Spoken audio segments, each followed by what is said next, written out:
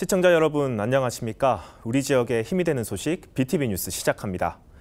기초의회는 지방자치의 출발이자 구심점입니다. 그런 기초의회를 구성하는 의원들이 지방자치의 방향을 결정하는 조례제정 기관이라고 할 수 있죠. 때문에 무엇보다 주민들의 신뢰를 얻어야 하고 또 그걸 지켜야 합니다. 관심도가 떨어지기 때문에 뉴스에 잘 노출되지 않기 때문에 불법과 탈법, 꼼수를 어물쩍 넘어갈 수는 없을 겁니다. 첫 소식, 지방자치 신뢰도에 물음표를 그리게 만든 기초의회 이슈부터 출발합니다. 이해충돌 방지법 위반 의혹이 불거진 종로구 의원이 기자회견을 열고 자신의 입장을 밝혔습니다. 해당 의원은 관련 보도가 사실과 다르다고 주장했는데요. 취재 결과 종로구 의회는 겸직 신고 자체를 누락한 데다 해당 의원에 대한 의혹은 여전했습니다. 강혜진 기자입니다. 문제가 된 건 종로구의회 이시훈 의원이 서울의료봉제협동조합 자문위원 겸직 신고 후 봉제업 관련 안건 처리를 회피했냐의 여부입니다.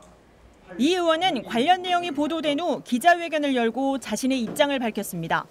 2022년 6월 23일 자문위원 겸직 신고 후 구의원 당선을 이유로 8월 10일 자문위원을 사퇴했다며 봉제업 예산과 조례 발의 등 자신의 의정활동은 이해충돌 방지법 위반이 아니라는 주장입니다. 의원 임기 초반 자문위원을 사퇴했으므로 그 이후 저희 의안과 예산안 심사 등의 의정활동이 겸직 검증에 관련한 것이라는 보도 내용은 전혀 사실이 아니라는 것을 분명히 밝힙니다. 6월 23일 날 등록하신 이후에 겸직 신고서를 왜 수정하지 않으셨나요? 제가 우처 기처 챙기지 못한 것 같습니다. 종로구의회 9대 의원 11명은 의원 당선 후 2022년 6월 겸직 신고를 구의회에 제출했습니다. 그런데 1년이 지난 2023년 7월 26일 구의회 홈페이지에 공개했습니다. 지방자치법 제43조 3항에 따르면 의원 임기 개시 후 한 달 내에 겸직 신고를 하고 구의회 홈페이지에 공개해야 합니다. 겸직 내용이 바뀌면 반드시 서면 신고 후 공개하는 것이 원칙입니다. 신고는 무조건 직위를 가지고 있으면 겸직 신고를 해야 되는데 이렇게 예를 들면 고문이나 뭐 자문위원이라든가 이런 게 실질적으로 그 위원회에서 어떤 영향을 행사할 수 하는지 여부에 따라 가지고 겸직이 가능한지 안 가능한지를 판단해야 되는 거예요. 물론 그것도 가능하다 하더라도 겸직 신고는 해야죠. 이 같은 규정에도 종로구의회는 2022년도와 24년도 겸직 신고를 누락했고 이 의원의 자문위원 사퇴 신고도 없었습니다. 종로구의 겸직 신고 누락 외에도 이 의원의 의정활동에는 문제가 있다는 지적입니다. 국민권익위원회에 확인한 결과 구 의원 당선 전 2년 이내에 자신이 몸담았던 단체는 사임 여부와 관계없이 사적 이해관계로 봐야 한다는 해석 때문입니다. 이는 구 의원이 지역 단체의 자문위원이나 고문 등을 사임했다 하더라도 관련 업종에 대한 예산 지원 등 안건 심의는 피해야 한다는 겁니다. 그런데 이시훈 의원은 구의원 당선 후 2022년 9월 첫 구정질문에서 영세의료 봉제업체 공기청정기 지원을 요청했고 구청장님께서 몇 가지 제안을 하고자 합니다. 먼저 우리 관내 영세 의료봉제업체에 공기청정기 지원할 것을 제안합니다. 이와 관련한 추경예산 심사에 과담해 관련 예산 2억 원이 편성됐습니다. 당시 추경예산 편성을 주도했던 종로구청 관계자에 따르면 이 의원이 봉제업 공기청정기 예산 편성에 적극적으로 개입했다고 설명했습니다. 자치법을 하겠다고 하는 지방의회에서 그런 것들을 소홀히 했다고 하는 것은요. 자기가 무엇을 해야 되는 것인지에 대한 의무를 방기했다고 보는 거고요. 현재 지방자치법을 위반한 그 심각한 직무위기다 이렇게 볼 수 있습니다. 명확히 정보 제공을 해야 되는데요. 그런 걸 못했다고 하는 의미에서 의회 사무처 또 의장이 할 일을 제대로 못했다고 보는 거죠. 명확한 사실 확인을 위해 기자회견 당일 이 의원에게 추가 인터뷰를 요청했지만 의장과 논의하겠다며 거절했습니다. BTV 뉴스 강혜진입니다. 이해충돌 방지법 위반 의혹을 전면 부인한 종로구 의원에 대한 또 다른 겸직 의혹이 나왔습니다. 자신의 점포가 있는 상가 지주회의 사회이사를 맡고 있으면서도 겸직 신고를 하지 않은 것으로 확인됐는데요. 하지만 종로구 의회는 이를 묵인하고 있습니다. 이어서 강혜진 기자가 보도합니다. 중구의 한 의류 도매업 상가입니다. 숙녀복과 남성복 등 여러 종류의 의류들이 도매로 판매되는 곳입니다. 종로구의회 이시훈 의원은 이곳의 개인 사업자 대표로 2022년 6월 겸직 신고를 했습니다. 그런데 올해 2월 해당 상가 지주회가 설립한 주식회사 사회이사로 선출된 사실이 취재 결과 드러났습니다. 주식회사에 사회이사가 있잖아요. 네네. 그 사회이사 중에 한 분이 이제 그 지금 말씀하신 분이 되는 거고, 거기에 이제 그 감사이신 거죠. 근데 감사할 때 이제 수비를 받겠죠? 종로사에 거기 한 100여 명 뭐 이상 될 것 같은데, 이분이 이제 그냥 큰 건 아니고 소소한 거 그냥 시장에 필요한 거 그런 것들은 이제 지역 유지들한테 이제 지원받아서. 기자회견 당시 이 의원에게 또 다른 겸직 신고 여부를 재차 묻자 없다고 하더니 말이 바뀝니다. 또 다른 게 없으시냐고요? 네, 없습니다. 그거 없습니다. 아무것도 없습니다. 지금 시장에서 임원하고 계신 거 아니세요? 네, 임원하고 있습니다. 그럼 아까 겸직 신고는 안 했다고 하셨잖아요. 아니죠. 그건 중부잖아요. 지방자치법 제43조에 따르면 의원 임기 후 겸직은 15일 이내에 신고하고 이를 즉시 의회가 공개하도록 돼 있습니다. 다른 자치구에 사업장을 둔 겸직이라도 반드시 신고해야 하고 이를 어길 경우 해당 의회는 징계 절차를 밟아야 합니다.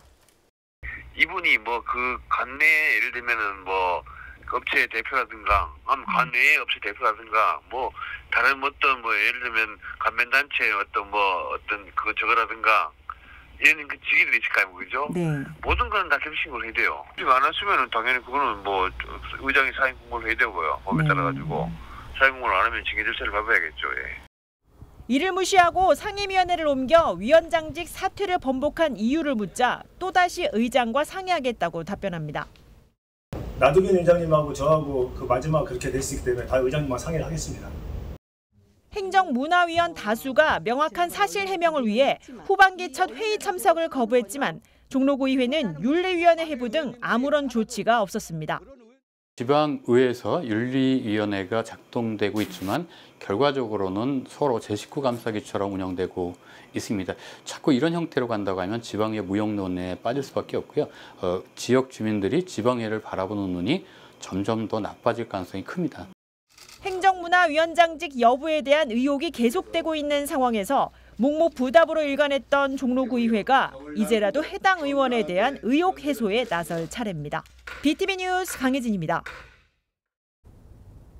남산 고도지구 완화에 따른 중구의 첫 수혜지가 결정됐습니다. 다산동 버티고개역 인근으로 높이를 4m 더 늘리는 것이 확정돼 향후 일대 재개발에 대한 기폭제 역할을 할 것으로 보입니다. 이재원 기자입니다. 버티고개역 인근 한 공사장. 지난 2022년 근린생활시설로 건축 허가가 나 2023년에 착공했습니다. 당시에는 23.7m로 높이를 규제했습니다. 하지만 완화된 남산 고도 제한이 지난 6월 확정되면서 높이는 다시 27.1m로 높아졌습니다. 현재 공사가 진행 중이지만 설계를 수정해 건축 심의를 받아야 합니다. 남산 고도지구 완화 이후 중구 첫 수혜 사례여서 인근 고도지구 내에 재개발 추진에 영향을 줄 것으로 보입니다. 지역 주민들은 고도 제한 완화 이후 완화된 것에 대한 체감을 느끼기가 좀 어려운 부분이 있었는데요. 실제적으로 이번 사례에서 고도 높이가 완화되면서 주민들도 완화되는 사례에 대해서 인식을 좀 하시게 될 거고요. 그게 지역에 조금 시너지를 좀 일으켜서 지역에도 다양한 신축과 증축이 이루어지지 않을까 기대를 하고 있습니다. 남산 고도지구 완화에 따라 역세권에서 250m 이내 정비 사업을 추진하면 최대 높이 45m까지 완화됩니다. 주 대상은 회원, 필동, 장충동, 명동인데 지난 6월 추가 완화에 따라 다산동과 약수동도 일부 수혜를 받게 됐습니다. 다산 성곽길 도로면에서 4m를 추가한 높이를 기준으로 상대적으로 저지대인 다산로 건물 높이 규제가 풀렸기 때문입니다. 구는 고도 제한 완화를 주민들이 피부로 느낄 수 있도록 건축사를 주민과 매칭해 설계안을 제공하는 남산대 대생을 지원합니다. 이와 함께 재건축이 어려운 저소득 가구를 대상으로 집수리를 하는 남산대 매정도 추진 중입니다. BTV 뉴스 이재원입니다. 고라니와 킥보드를 합친 킥란이라는 신조어까지 생긴 전동 킥보드 다들 아실 겁니다. 개인형 이동 장치인데요. 관련 사고가 끊이질 않고 있습니다. 그래서인지 서울에서 퇴출하자 이런 목소리가 정치권을 중심으로 나오고 있습니다. 보도에 김대우 기자입니다. 전동 킥보드로 알려진 개인형 이동장치. 남녀노소 누구나 빌려 타는 시대입니다. 이걸 타다가 사고가 나면 다치거나 숨지기까지 합니다. 지난해 전국적으로 2,300건 넘게 사고가 났는데 24명이 목숨을 잃었습니다. 서울은 지난 2020년만 해도 18건밖에 사고가 안 났습니다. 그런데 이듬해부터 지난해까지 해마다 400건 넘게 발생하고 있습니다. 사망자도 생겼습니다. 개인형 이동장치를 없애자는 요구가 정치권을 중심으로 나오는 것, 바로 이런 이유에서입니다. PM 전면 퇴출의 논의를 시작하자는 제 주장에 시민들의 댓글이 무성히 달립니다. 제발 없애줘. 도로가 좁고 복잡한 우리나라 실정에서 이 상태를 방치하는 것만으로도 정치인들의 직무유기다. 라고 댓글이 달립니다. 해외 주요 도시 사례도 개인형 이동장치 퇴출 요구에 힘을 싣습니다. 1년 전 프랑스 파리가 전동 킥보드를 전면 퇴출했습니다. 파리는 공유 킥보드를 가장 먼저 도입했던 도시입니다.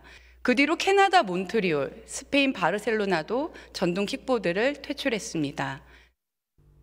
최근 서울에선 유명 가수와 축구 선수가 개인형 이동장치 때문에 잇따라 구설수에 오르기도 했습니다. BTV 뉴스 김대우입니다. 우리나라 65세 이상 노인 인구는 지난 7월 말 기준 1,000만 명을 넘겼습니다. 내년엔 초고령 사회에 진입할 거란 전망이 나오고 있는데요. 서울의 자치구들도 노인들의 일자리 참여와 사회활동을 지원하는 관련 시설을 늘리고 있습니다. 김진중 기자가 전합니다. 구수한 향 가득한 커피에 생과일로 만든 주스까지 음료를 만들어내는 손길이 분주합니다. 퇴직 후 바리스타 자격증을 따고 제2의 인생을 준비하던 조정민 씨. 올해 초 시니어 클럽에서 교육을 받은 후 센터 내 카페 바리스타로 활동하고 있습니다. 그만두자마자 유황사 자격증하고 이 바리스타 자격증을 땄어요. 집에 그냥 가만히 있는 것보다 나오면은 사람들도 만날 수 있고 또 내 생활에 활력도 생기고 그다음에 또 돈도 생기잖아요. 용돈도. 그래서 더 좋은 것 같아요. 교육장에 3-3-5 모여 앉은 어르신들. 커피를 내리고 남은 찌꺼기와 밀가루, 소금을 섞고 틀 속에 넣어 굳힙니다. 공익형 노인 일자리 사업 참여자들로 공공기관에 무료로 나눌 방향제 제작 작업을 하고 있는 겁니다. 커피하고 소금하고 밀가루하고 친환경 우리 방제 역할을 하는 거예요. 그래서 우리 어르신들 일자를 줘가지고 우리가 열심히 일을 하고 있어요. 굉장히 그래서 서로 건강하고 좀 행복해요. 광진구는 지난 2019년 자양 3동에 광진 시니어 클럽 문을 연 데 더해 이달 초 교육장 개념의 어울림센터를 개관했습니다.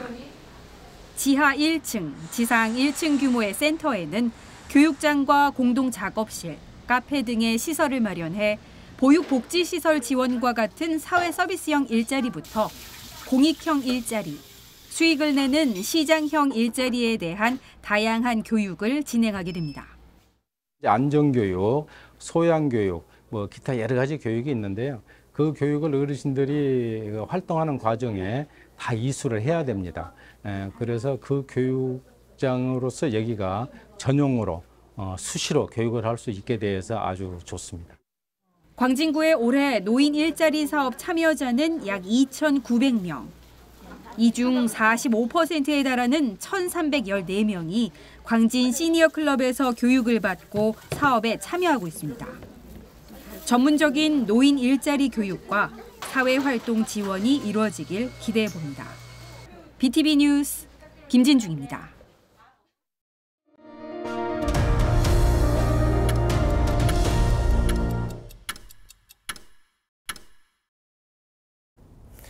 지역의 다양한 정보와 소식을 주민이 직접 전하는 주민통신원 시간입니다. 강서구 가양동 허준공원 인공호수 안에 2개의 바위가 있습니다. 광주바위로 알려져 있지만 광지암이라는 원래 이름을 되찾아야 한다는 사람들이 있는데요. 무슨 일인지 강서구 권태훈 주민통신원이 취재했습니다. 강서구 과양동에 있는 허준 근린공원입니다. 이 일대에서 구암 허준 선생이 어린 시절을 보냈고 후에 동의보감을 저술했다고 합니다. 그래서 이곳에 허준 박물관을 건립했습니다. 약초원도 있습니다. 조선시대 겸재 정선의 그림에는 두 바위가 한강 위에 떠 있지만 지금은 올림픽대로가 직선으로 건설되면서 인공호수가 된 것입니다. 경기도 광주에서 이곳까지 바위가 떠내려왔다는 광주바위 전설이 있습니다. 그러나 옛 지도에는 광제암으로 표시되어 있습니다. 광제는 공암나루에서 넓은 강을 안전하게 건넌다는 뜻이 있습니다. 광주바위는 거기 써 있듯이 광주에서 굴러와서 그래서 여기에서 멈춰서 됐다는 광주바위로 알고 있습니다. 제가 허준마을 축제 사회를 보면서도 거기에 관심이 많아서 봤는데 바위가 광주에서 떠내려왔다고? 그게 말이 돼? 라는 생각까지 가졌을 정도인데 잘못 알려졌다면 빨리 고쳐져야 되겠네요. 광제암을 언제부터 광주바위로 부르게 되었을까요? 일제강점기에 작성된 지도에 광주암이라고 기록되어 있습니다. 이 동네 사람은 그게 다 광주에서 떠내려왔다고 해서 광주바위라고 그러는데 문헌에는 광제암으로 되어 있습니다. 광제는 널리 구제한다는 뜻도 있습니다. 이제 광주바위가 아니라 광제암으로 부르고 허준 선생의 광제 정신을 되새겨야 합니다. 주민통신원 권태훈이었습니다.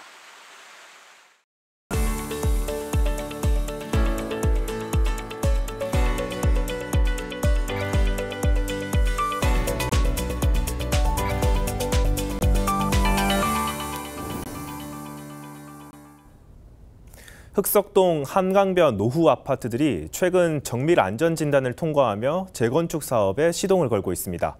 용적률 완화 등 정부의 정비사업 활성화 정책과 맞물리면서 흑석동 일대 재건축 사업이 속도를 낼지 주목됩니다.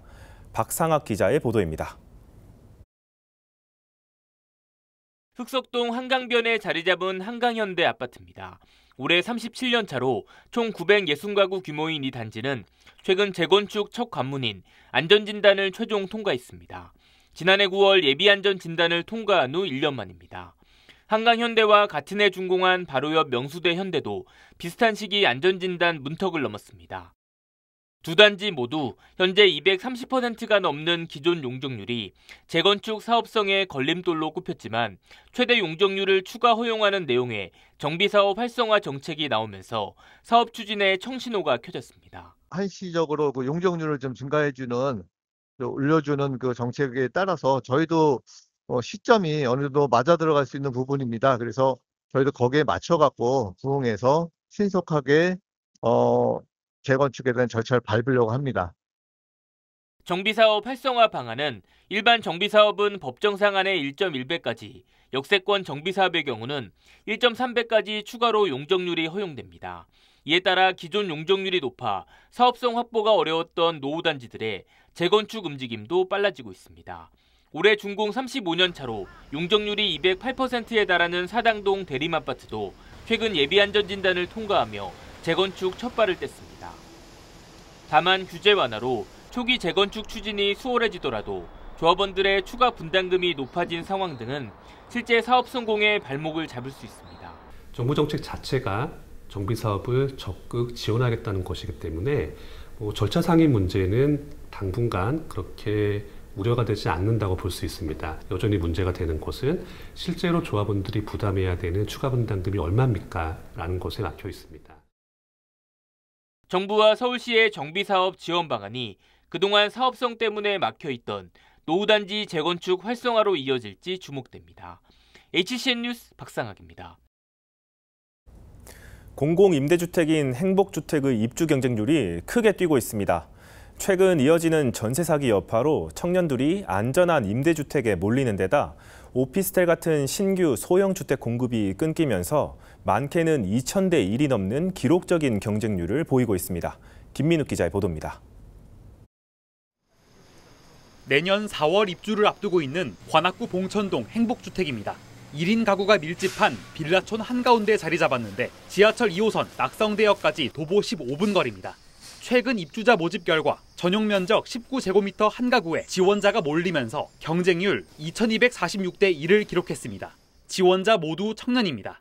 7가구가 공급된 전용 17제곱미터에도 1,406명이 몰려 경쟁률이 175.7대 1에 달했습니다. 역시 청년들을 대상으로 모집에 나선 잠실과 수서 행복주택도 각각 경쟁률이 651대 1, 1181대 1을 보이면서 서울에선 청년 행복주택 과열 양상이 나타나고 있습니다. 행복주택은 월평균 소득이 전년도 도시근로자 월평균의 100% 이하여야 입주할 수 있고 최장 거주기간도 6년으로 제한됩니다. 입주 도중 결혼하거나 자녀를 갖게 되면 10년까지 거주할 수 있습니다. 청년에게 공급되는 가구 대부분이 전용 20제곱미터 안팎의 소형이라 그간 공급에 비해 경쟁률이 저조했는데 최근 들어 전세 사기 공포가 커지면서 수요가 높아지고 있다는 게 업계의 중론입니다. 임대료가 주변 시세 대비 최대 40% 저렴한 데다 보증금을 떼일 우려가 없기 때문이라는 분석입니다. 일반 민간 임대보다도 금전적으로 유리하고 또 사기가 많은데 공공에서 하는 건 사기 문제에서 자유롭고 전세 사기 여파 있죠. 여기에 청년 선호도가 높은 오피스텔 등 비아파트 공급이 줄어들면서 선택의 폭이 좁아진 점도 행복주택 흥행의 원인으로 꼽힙니다. 일각에서는 청년 주거권 보장을 위해 면적 기준 완화로 실평수를 늘려야 한다는 지적이 잇따르지만 추가 재정 지원이 현실적으로 쉽지 않을 거란 전망도 나옵니다. HCN 뉴스 김윤욱입니다.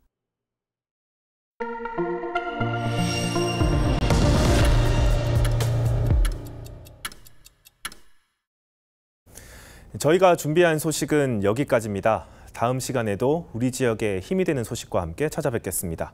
시청해주신 여러분 고맙습니다.